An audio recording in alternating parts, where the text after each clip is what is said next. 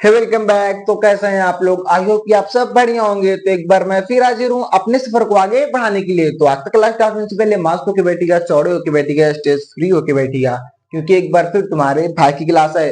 तो दोस्तों, आज का जो हमारा टॉपिक होने वाला है, आज का जो हमारा एजेंडा होने वाला है वो क्या है?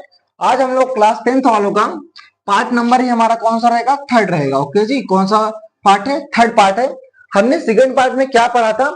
सबसे पहले हमने समंजन क्षमता को डिटेल में देखा, फिर उसके बाद दृष्टि दोष इसका उसका निवारण में जो हमारा टॉपिक टॉपिक था, उसमें हम लोगों ने निकट दृष्टि दोष, फिर उसके बाद दूर दृष्टि को दोष को भी डिटेल में एनालिसिस किया था। ओके जी, तो आज हम लोग क्या पढ़ेंगे? सबसे पहले जरा दृष्टि दोष, जो उसी का ही पार्ट है उस टॉपिक का।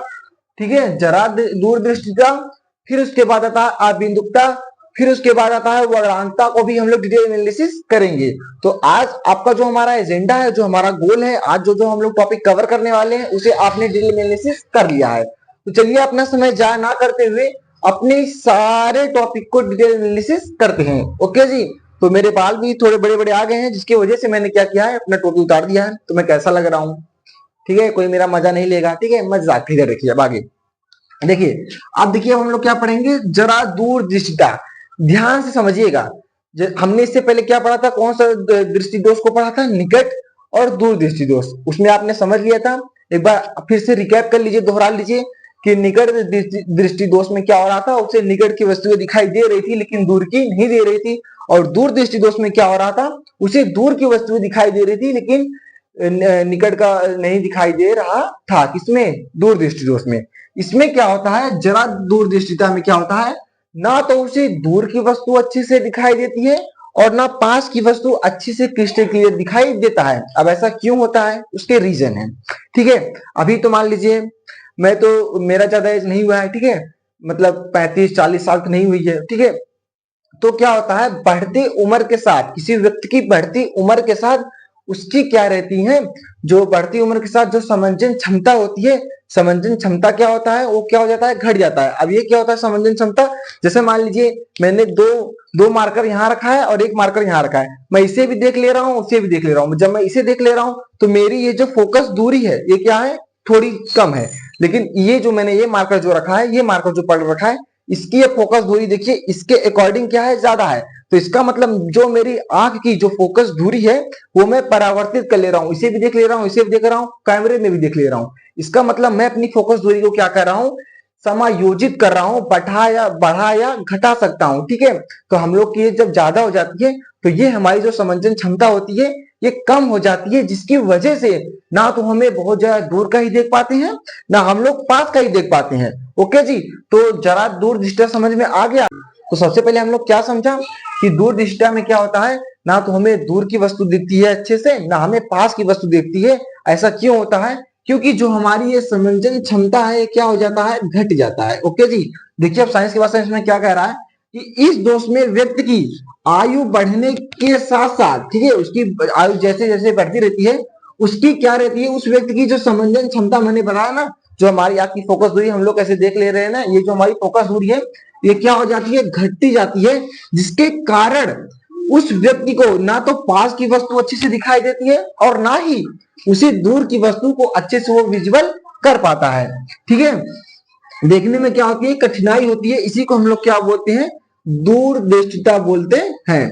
ओके जी, आई होप आपको यहाँ तक पूरा क्लिस्टर क्लियर हो गया होगा। तो एक बार हमारे सम्मान में जस लिख दीजिए। ठीक है, इतना समझ में आ गया कि दूर दृष्टिता क्या होता है। अब देखिए इसके कारण को भी देख लेते हैं हम लोग। ठीक है, फिर इसका निवारण भी हम लोग देखेंगे कि इसका निवारण क्या है। देखिए कारण ऐसा मतलब क्यों होता है, जो हमारा कारण क्या है।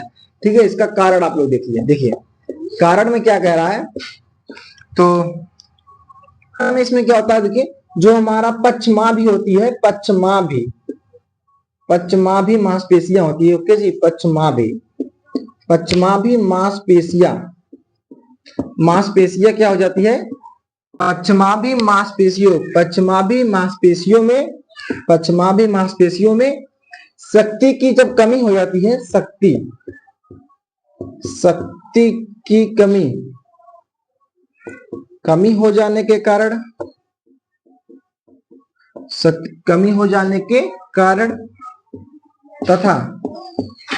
तथा क्या रहता है, जो हमारे आंख का जो लेंस रहता है उसमें क्या हो जाता है, उसमें क्या हो जाता है, थोड़ा सा ढीला हो जाने का मतलब वो क्या हो जाता है, उसमें लचीलापन आ जाता है। क्या आ जाता है, लचीलापन आ जाता है। तो मांसपेशियों में शक्ति की कमी हो जाने का अर्थ तथा नेत्र के लेंस में जो हमारे आंख में जो लेंस पाया जाता है उसके लचीलापन आ जाता है। क्या हो जाता है, लचीलापन आ जाने के कारण क्या होता है, यह दोष उत्पन्न होता है। यह दोष हो जाता है, लिख लीजिए, हो जाता है। ओके जी। इसके ऐसा जो दूर दृष्टिका में जो ना तो हमें पास की वस्तु दिख रही है ना दूर की वस्तु दिख रही है। इसका कारण क्या है कि जो हमारी पश्चिमाभी जो मांसपेशियां होती है, जो आंख के पीछे मांसपेशियां होती हैं, उसकी शक्ति की क्या हो जाती है, कमी हो जाती है।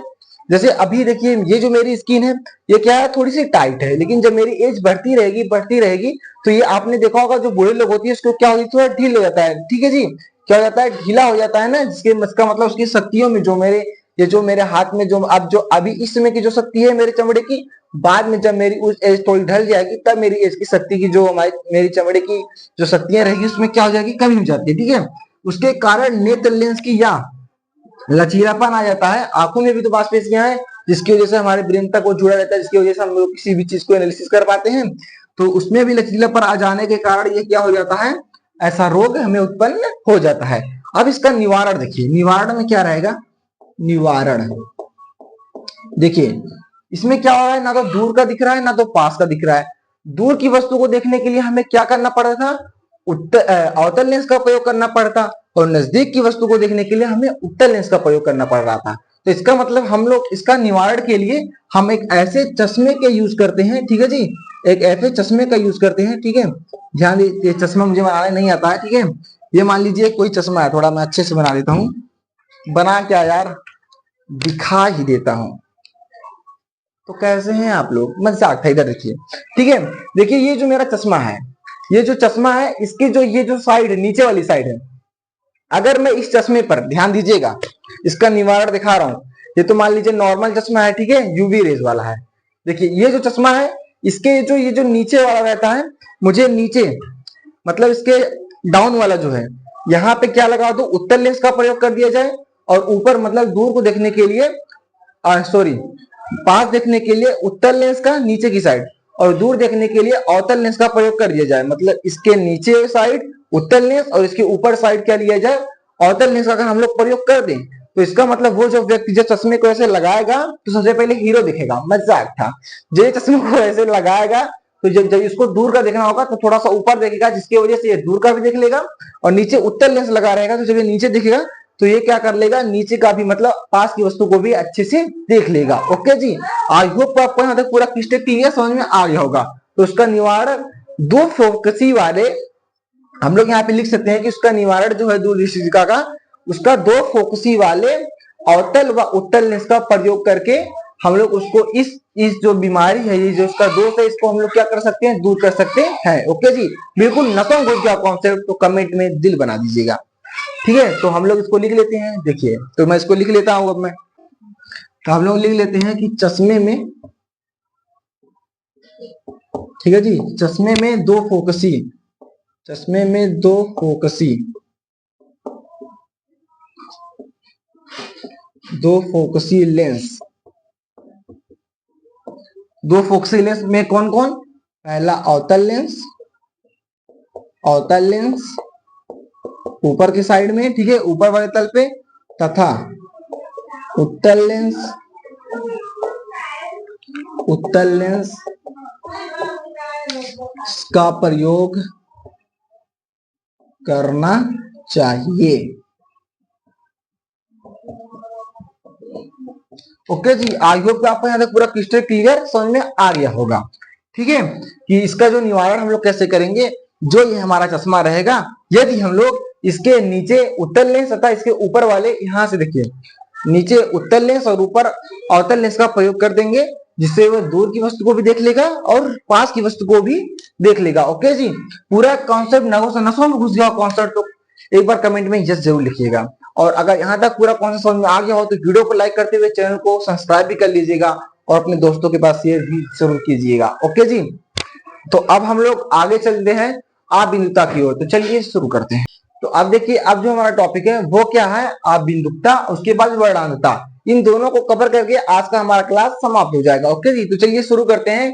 सबसे पहले हम लोग क्या पढ़ेंगे, आबिंदुता। पहले समझिए ये क्या है, इसके कारण क्या होते हैं और इसके निवारण को भी देखिए कैसे क्यों होता है, इसके निवारण क्या है, उपाय क्या है। देखिए जैसे मान लीजिए मैंने क्या ले लिया, 2 मार्कर ले लिया, ठीक, एक रेड कलर का, सॉरी अभी रेड कलर से मत डिफाइन करिए, मैंने 2 कलर लिया है, एक रेड और एक ब्लू, ठीक। अगर मैं इस आबिंदुता वाले व्यक्ति को और मैं बोल दूं कि मैंने ये जो 2 मार्कर लिया है, एक को मैंने ऐसे हॉरिजॉन्टल और एक को वर्टिकल स्थिति में, मतलब क्षैतिज और ऊर्ध्वाधर में अगर इसे मैं रख दूं और उससे कहूं कि आप इसे देखिए, तो या तो वो इसी को देख पाएगा या तो ये इसी को देख पाएगा, या तो ये हॉरिजॉन्टल को देख पाएगा या तो ये वर्टिकल को ही देख पाएगा। तो इन दोनों को समान समान दूरी पर समान वस्तु को एक साथ, ये आबिंदुता दोष में क्या होता है, एक साथ ये लोग क्या कर पाते हैं, देख नहीं पाते हैं। या तो ये इसी को देख पाएगा सबसे पहले या तो इसी को देख पाएगा, इसी को क्या बोलते हैं, आबिंदुता बोलते हैं। मतलब दो, एक क्षैतिज और एक ऊर्ध्वाधर वस्तु को अगर एक साथ समान दूरी पर रखा गया हो और उसे किसी ऐसे जिसे आबिंदुता का दोष हो, अगर उसे बोल ले जाए उसे देखिए, या तो वो इसी को देखेगा या तो इसी को देख पाएगा, दोनों को एक साथ नहीं देख पाएगा, किसी एक को ही देख पाएगा। ठीक है जी, इसी को क्या बोलते हैं, आबिंदुता बोलते हैं। तो चलिए इसे साइंस की भाषा में क्या कह रहा है उसी समझते हैं। देखिए क्या कह रहा है कि इस दोषयुक्त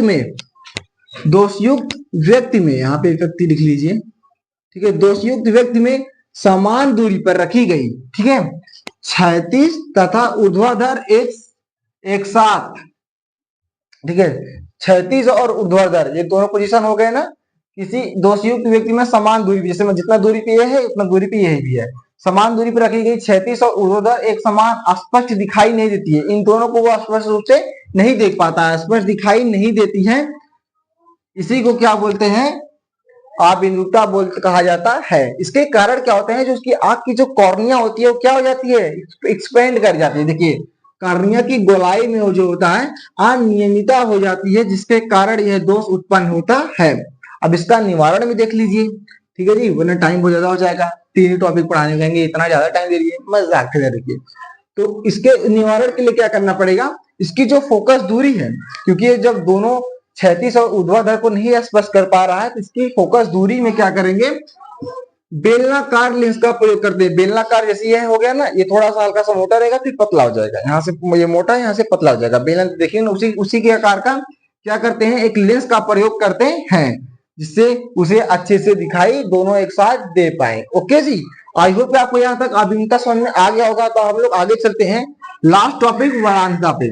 अब देखिए वर्णांतता में क्या होता है, इसमें होता है, इतना समझिए कि यह दोष जिसमें भी होता है वर्णांतता का, वह कलर को देखकर स्पष्ट रूप से डिफाइन नहीं कर पाता है कि वह कौन सा कलर है, अर्थात उसे उसके कलर में तुलना करने में, क्या करने में, तुलना करने में कठिनाई होती है, क्योंकि वह व्यक्ति अच्छे से रंग को पहचान नहीं पाता है। ओके जी, इसी को क्या बोलते हैं, वर्णांतता बोलते हैं। देखिए साइंस की भाषा में क्या कह रहा है कि इस दोष में जब व्यक्ति किसी रंग को, ध्यान दीजिए, किसी रंग को पहचानने में क्या रहे, असक्षम रहे, अर्थात जो ये रंग है, रेड और ब्लू कलर का रंग है, कलर का जो ये दिख रहा है, इसे पहचानने में, रिकॉग्नाइज करने में असक्षम ना हो, अर्थात उसे, मतलब वह देख तो सकता है इसे, लेकिन ये बता नहीं पाएगा कि कौन सा रेड है कौन सा लाल है, लेकिन उन रंगों में ठीक से अंतर नहीं बता सके, मतलब इन दोनों में कौन सा रेड है कौन सा लाल, यही अंतर जो है वो ना बता सके, उसी को क्या बोलते हैं, वर्णांतता बोलते हैं।